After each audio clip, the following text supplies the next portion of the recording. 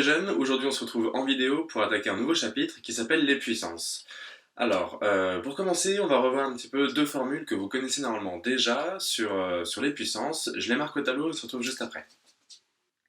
Nous y voilà. La première formule qu'on connaît déjà, c'est a puissance n.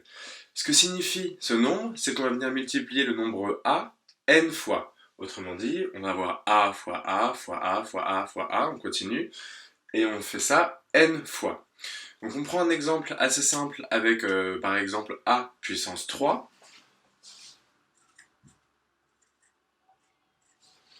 A puissance 3 signifie qu'on va multiplier le nombre a par lui-même 3 fois.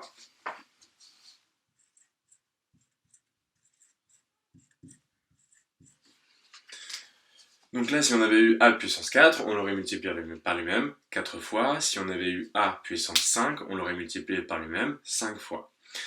La formule qui est un petit peu plus compliquée que je vais vous demander d'admettre, c'est celle-ci, a puissance moins n. A puissance moins n correspond à l'inverse du nombre a puissance moins n, c'est-à-dire 1 sur a sur n. Autrement dit, si jamais on a a puissance moins 2, on va venir chercher 1 sur a sur 2.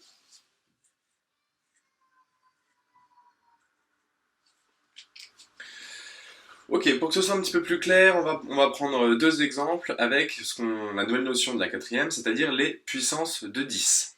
Je note ça au tableau, on se retrouve juste après. Et voilà, on a donc deux écritures, 10 puissance 3 et 10 puissance moins 2, qu'on va pouvoir calculer avec les formules que je viens de vous donner. Tout d'abord, 10 puissance 3. À quoi ça peut nous servir de calculer des puissances de 10 ? Vous verrez principalement en physique-chimie mais également en mathématiques que les puissances de 10 sont très utiles pour calculer des nombres qui sont soit très grands, pour les puissances avec des entiers naturels positifs, soit très petits, lorsque la puissance est un entier négatif. 10 puissance 3, comme on avait juste avant, on va venir multiplier le nombre par lui-même 3 fois. Donc on va venir faire 10 fois 10 fois 10.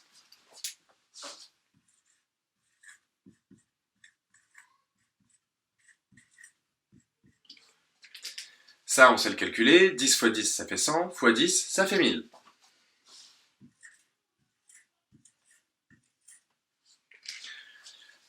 De la même manière, on va avoir 10 puissance moins 2. Donc on va utiliser la formule que je vous ai donnée en début de vidéo. Je vous la rappelle juste ici. Donc on va avoir 10 puissance moins 2, c'est égal à 1 sur 10 puissance 2.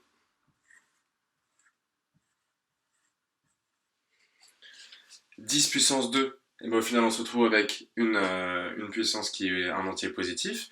À partir de là, 10 puissance 2, on sait que ça va faire 10 fois 10. Le nombre multiplié par lui-même, 2 fois. 10 fois 10, ça fait 100, ça nous donne donc 1 sur 100. Mais 1 sur 100, on sait le calculer. Ça pour le coup, quand on divise par 10, 100, 1000, on a juste à décaler la virgule du nombre de zéros. Ce qui nous donne donc 0,01.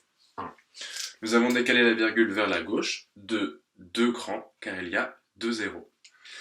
Une chose qui est facile pour vous, que vous pouvez me remémorer pour vous faciliter un petit peu la vie, c'est que lorsqu'on a une puissance qui est un entier positif, ça nous indique le nombre de zéros qu'on aura après le 1.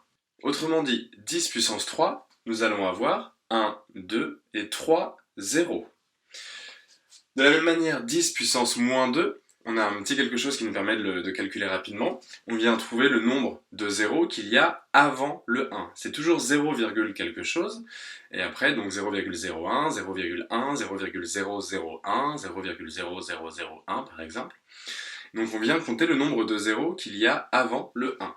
Ici, on est sur une 10 puissance moins 2. Nous avons donc 2 zéros avant le 1. Voilà, c'est tout pour aujourd'hui. Essayez déjà de bien comprendre ça. Je vous ai mis une petite fiche d'activité sur le Padlet. N'hésitez pas à regarder cette vidéo plusieurs fois pour bien la comprendre. Et si jamais vous avez encore des questions, vous pouvez me contacter soit sur Pronote, soit par mail.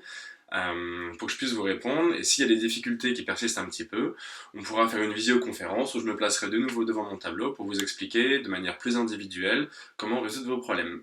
C'est tout pour aujourd'hui, je vous souhaite bon courage et n'hésitez pas à garder contact avec moi. À bientôt!